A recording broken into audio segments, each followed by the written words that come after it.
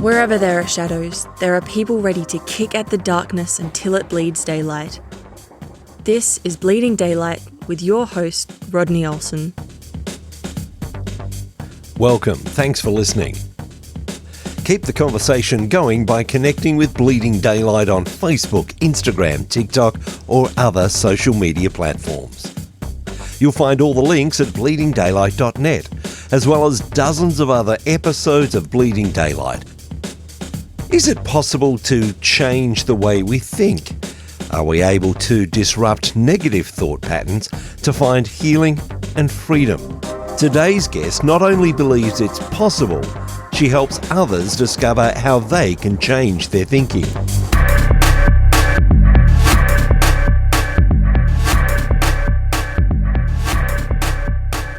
Today, I'm very excited to welcome Healey Ikerd. Healey's journey has taken her from a small town in Oklahoma to serving in the US Army and later working in mental health for over 17 years.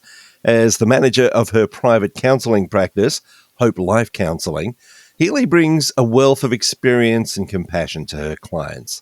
She's also a published author who has written a number of books, including Changing Your Feelings, a workbook for anxiety and worry from a Christian perspective. Healey, welcome to Bleeding Daylight. Thank you so much, Rodney. I'm happy to be here.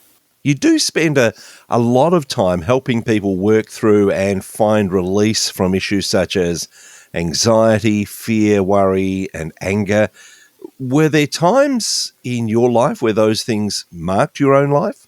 Well, when I was younger, I probably had a lot of fear, of not so much anxiety, although I'm not sure that anxiety was really a word back when I grew up. But I did have a lot of fear and a lot of self-doubt, a lot of anger. That's just some of the things that I experienced in my family. So those were emotions that I knew I felt, but other things, probably not so much. Tell me about those earlier years. It wasn't all plain sailing for you, was it? No, it was pretty hard. Growing up in Oklahoma, it was a small little town, so I was a little different than the other kids just complexion-wise. That was kind of hard times to fit in a little bit. I experienced a lot of bullying and teasing as I got into older years. My parents argued a lot. They had a very troubled marriage. I spent a lot of my time in my closet when they argued, just out of fear. It was very scary to me. So I learned that's what you do when scary things are going on, you hide. I kind of mimic that still when I get a little bit overwhelmed with emotion, that I tend to just go somewhere else and cope. Yeah, I learned that from my early years. Where did things go from there? Where did faith figure in your life at that stage? Well, one thing about my parents, they were very adamant about having faith in my brother and my life, and I am very thankful for that. We didn't really practice Christianity in our home per se, but they were very focused on getting us to Sunday school every Sunday. My mom taught us to pray, so we prayed every night. I really believe that God had given me a gift of faith because at a very young age, I was very prayerful and really believed that Jesus could heal and do the things that I prayed for. And one example, my mom told me that I didn't even remember. She said that I was sucking my thumb really bad. I was in second grade, still sucking my thumb, and I was getting sores on them really bad. And she was very distressed and bringing me to doctors, and they put mittens on and tied them up, put medicine on and terrible tasting stuff. It didn't matter. I was still in the morning sucking my thumb. One day she noticed that I wasn't sucking my thumb anymore, and she asked me what happened. And I said, well, I prayed to Jesus and he helped me stop. I thought, wow, that's really good for a young girl to just have such strong faith. But I often find that kids have a really strong faith and they pray and they believe. And we kind of lose that over the years. As young children, we can just take at face value this idea of faith and the opportunities that presents, such as a young girl praying for something as simple as, I need to stop sucking my thumb, and suddenly there is release from that. What do you think it is that along the way causes us to lose that childlike faith? I believe probably it is because God doesn't answer every one of our prayers in the way that we expect. He seems to be gracious to young children, at least to me, because even raising my son, I found that, wow, when my son prays for stuff, God really just answers. It's kind of crazy. When we're older, I mean, we're praying for big things like big healings usually, or someone to return to the Lord or some big things. And sometimes God doesn't answer in the way that we expect. And so I think it can really challenge our thinking and maybe dishearten us a little bit that, is God really there? Is he really listening? Does he care about my problems? And so maybe our faith withers a little with that. And you mentioned that your parents used to argue a lot, and I know that didn't end well for them. Do you think that was something that caused your faith to take a battering when your parents decided that they would end their marriage? Once my parents told me that they were divorcing, I really did have a very difficult time. I remember they sat us down and I was 16 and they told us, and I just ran out of the house and got in my truck and drove and tried to process it all. I felt to blame for a lot of it because they argued about me a lot. So I took a lot of that myself. I didn't really blame God for that. And that's why I think sometimes faith is a gift too, because it's weird that I didn't question him a lot of things. Even when a lot of bad stuff happened, I just would be like, I don't understand, but I still love you. After my parents divorced, I kind of went downhill as far as my behavior. I really felt lost and feeling down and sad, and I definitely didn't feel joy in my life. I began drinking heavily, started sleeping around, just cursing, and just like not what a young Christian girl would do. Although I would still say I loved God and still believed in him and believed in his son. It wasn't till many years later that God did a work in me and caused me to rededicate my life and really understand what it means to follow the Lord instead of just head and not any obedience. So often people can give up on us, and yet God doesn't. He keeps calling us back and calling us back. What was that moment for you that you heard his call and you said, okay, I'm done with all of this. I need to follow him as Lord? I had a son out of wedlock, and so he was about a year old, and I was attending a Bible study. We were studying the book of Romans. It was a ladies' Bible study, but a gentleman was leading it, and he read Romans 12:2. So it's, do not be conformed to the patterns of this world, but be transformed by the renewing of your mind. And it was like suddenly I could just hear God speak to my spirit and just say, Healey, you need to choose. Are you going to follow me or the world? And I'm like, what are you talking about? Of course I'm going to follow you. I'm here in a Bible study. I just had a couple visions flash in my mind of me trying to walk two paths and me straddling a fence. My sin became very evident to me in that moment that just on the drive back to work, I was like, oh my goodness, like, Lord, I'm so sorry. I've been lying, cussing, sleeping around, like drinking. Of course, I'm looking like the rest of the world, even though I would claim that's not where my heart was. From that time, I bought myself a study Bible and I read that Bible. I had not read it before as far as like deeply. I had normally just would read the red words in the New Testament. I really got into the Word and it transformed my life. Like I really understood what surrender meant and living under his lordship, of just living according to the word. We are different when we're Christians. We live a different life. We look different. We think different. We feel different. Everything should change when we have surrendered our life to him. I am so thankful he didn't leave me, even though my life was a big old mess, that he was still there, loving me, guiding me back to him, helping me get to a place that was a lot more peaceful in my heart. I want to know a little bit about your journey to become a counsellor. What was it that precipitated that? What was it that made you think, I need to help others in their own journey in life? Well, when I was in the military, I was stationed in Italy, and that's where I rededicated my life. I decided to go back to school to get a human relations master's degree. In that coursework, there were a few counseling classes. We were doing some role playing of the different theories in counseling. And one of the professors said, "Wow, you're really good at this, Healey." And I was like, "Oh, thank you very much." But I really didn't think anything of it. But as I was transitioning out of the military, like, what do I want to do with my life? I love helping people. I always have. People have normally come to me my whole life and asked me things and questions and ponderings and all that. And when I really sat down and thought about what do I want to do, that professor came back to mind and thought I would love to do that.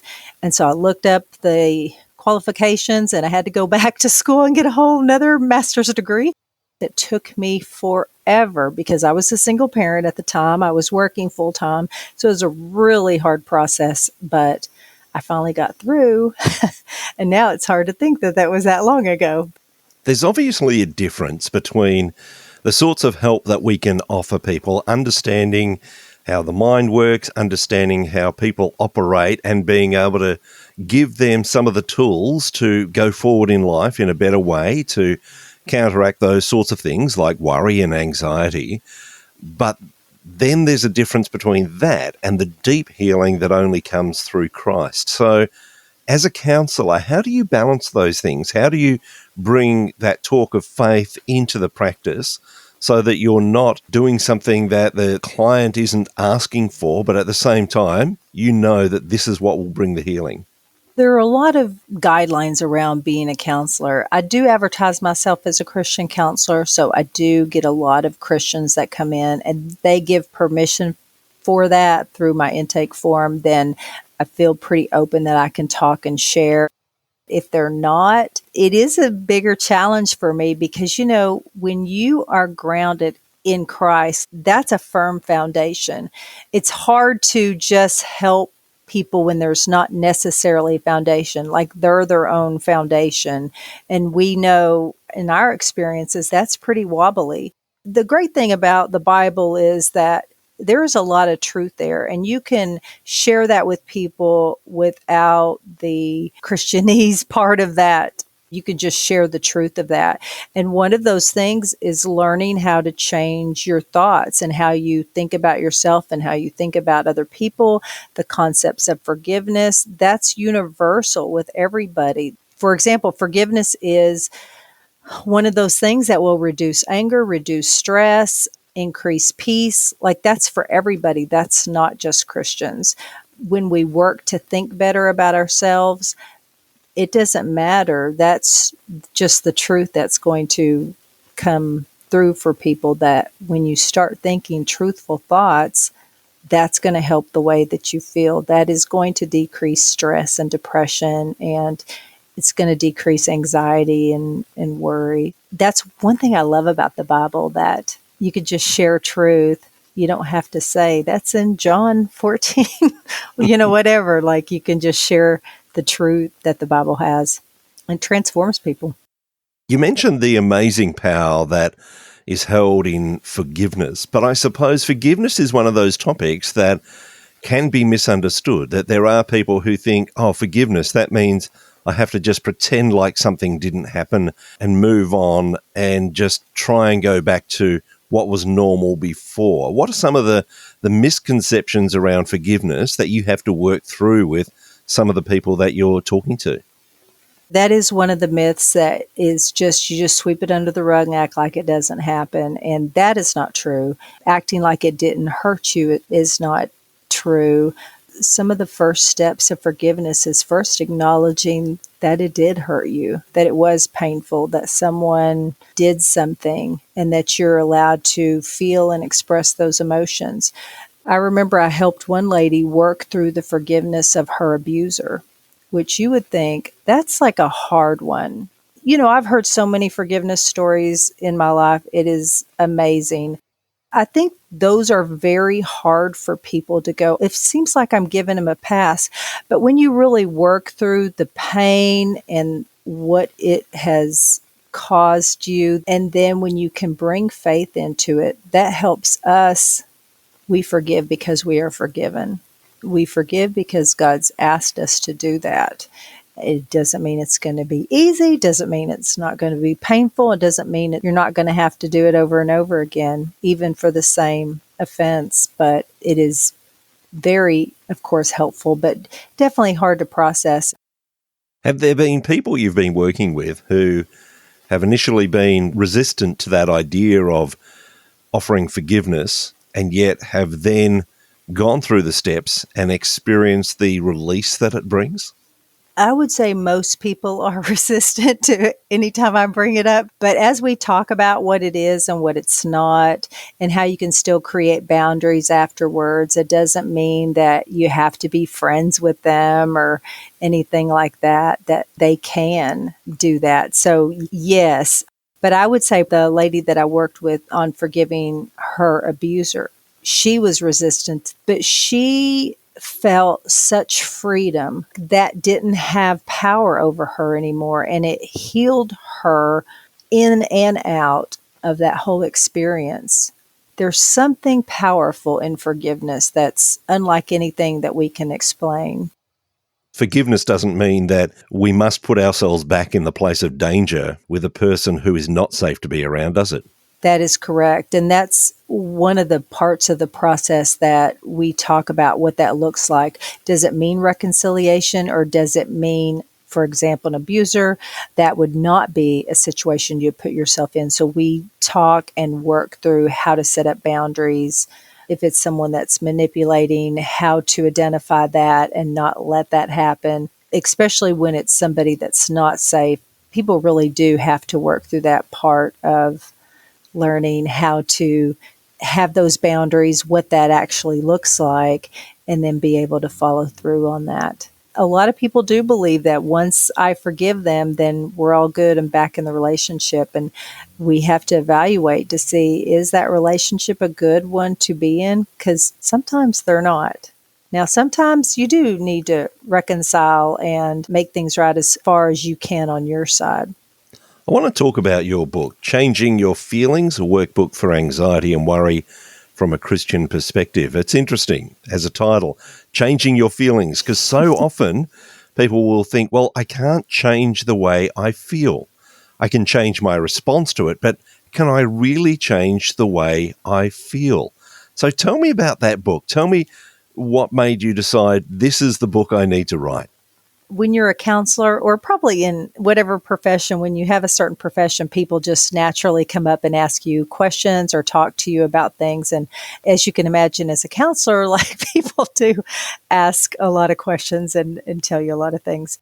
And one thing that I kept having friends come ask me were questions about anxiety. And I thought, oh, let me just create a little something for them. I was writing out things or writing in text, a lot of the same things, and just thought this would be helpful for people. And it kind of morphed into this big book, because as I would do this section on coping skills, then I was like, well, I really need to talk about how the brain works too, because if you're going to talk about coping, you kind of need to know why coping helps, or what's going on in your brain when anxiety hits, and so how you can calm yourself down. And so I ended up making the whole thing. It's got everything from identity to panic attacks to worry to how the brain works and all that. The one thing I wanted to do was, because there's not a whole lot of how to change your feelings in using the Bible and thinking about healing and identity and panic and all that, because it seems like a very secular problem. But when Christians feel anxiety, it feels even more problematic, because the Bible tells us to do not fear, do not feel anxious. Part of the book is trying to normalize, like, anxiety is not a bad thing. It's a God-given emotion. That's good. But he doesn't want us to dwell in certain kind of emotions all the time, like sadness or anger or frustration. Like, we need to feel those things, but be able to move on at some point. And you're exactly right. I hear a lot of the times, I can't help the way that I feel. And I tell that is not true, because tell me, if you're feeling down and you go have lunch with a friend, do you not feel better? You're actively working at changing something. Or if you feel down and you decide to watch a comedy, you're actively doing something to change the way that you feel.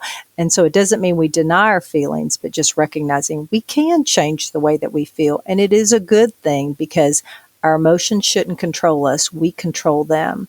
God wants us to control them, because most of the time when we make decisions out of emotion, those are not good ones. They will cause us to do crazy things. And I'm sure that brings an enormous relief to people, knowing that it doesn't have to stay this way. I'm not locked into something. What I used to feel was this, but now I can change those feelings. What I used to believe about my feelings was this, but I'm not locked into that forever. That must bring amazing relief for so many people.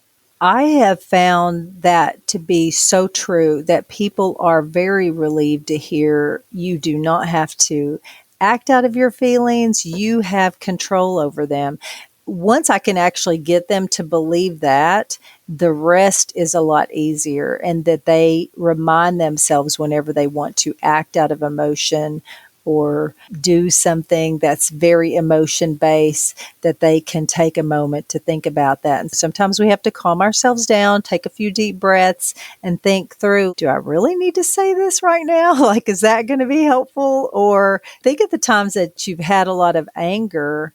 At least for me, I know I have felt like doing some crazy things, but I think good mental health helps you identify that's not a good thing to do. You might feel like doing it, but it doesn't mean you have to do it.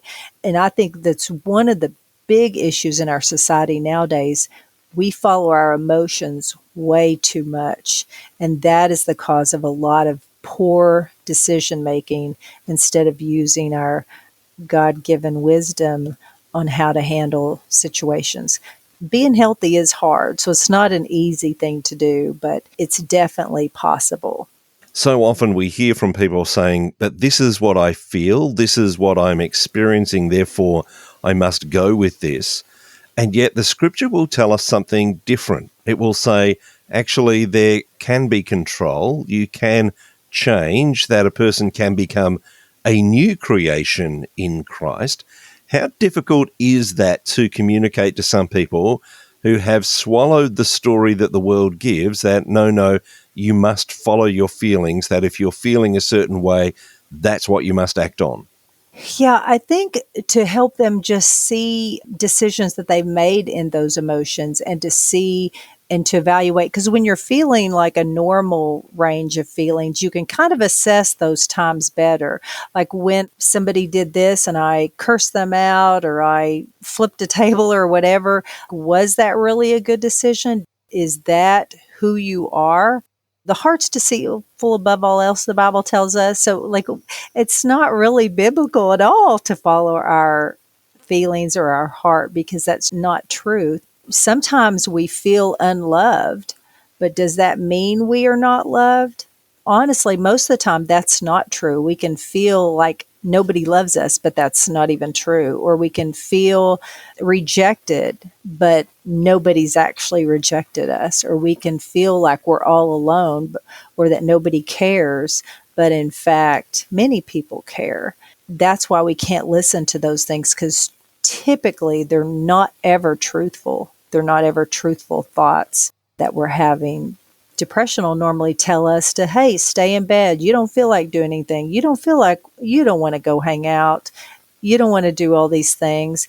And that only reinforces the feeling that we don't even want to have. So if we instead get up, go do something, we are going to feel better. That's a prime example of not listening to your emotions, because they just want us to keep feeling. And feeling's okay. I don't think there's anything wrong with feeling anger. You just have to control your actions after that. In the same way, there's nothing wrong with feeling sadness, but within context, you should work to overcome that. If someone's just passed away, like, of course you're going to feel sadness and you just need to feel that. But if you're waking up in the morning and there's no particular reason, you can work to change that feeling. You don't have to just go, oh, this is just the way that I am. That's not true. I'm interested in the idea of helping people with depression. Obviously, there are actions we can take, beliefs about ourselves, beliefs about others that are going to help our mental state in depression. But there are also medications that people would use to counteract that. How do we find that balance when there is something that needs medication, just as every other illness does, and that behavioral change? Well, I don't normally tell clients that they need it. Like, if they're going to a doctor and the doctor feels like that's helpful, I will agree. If they feel like they want to be able to come off the medication, that we can work and do to the brain what the medication does. So there is a way to do that. But often when people have been depressed for long periods of time, that's very hard. And so medication can actually help them get to a normal level so they can actually start thinking different and start doing the things that are a little bit harder to do. But as far as making the diagnosis medication or not, I personally leave that up to the client and the doctor to figure out. And then normally I just give the client hope in saying, I can help you feel as good as possible if you want to do the work. And sometimes people just rather do the medication. It is a lot easier to do it that way. For most things that are ailing people, it is easier to do it that way. We know that in a perfect world, when we have the answer to a problem, we can just follow through, and that works brilliantly. But I'm just wondering, even though you have studied counselling, you know how the mind works, you see what the scriptures say about that, are there still times that you have to give yourself a stern talking to remind yourself of some of these practices in your own life? Yes. So one of the things that I struggled with growing up because of home life and school life, I really struggled with my own self-confidence in who I was. Of course, when I rededicated my life, God really began to do a work in me to help me to feel secure in who he was. So I didn't go around telling myself that I was a loser or I was a failure every time something went wrong.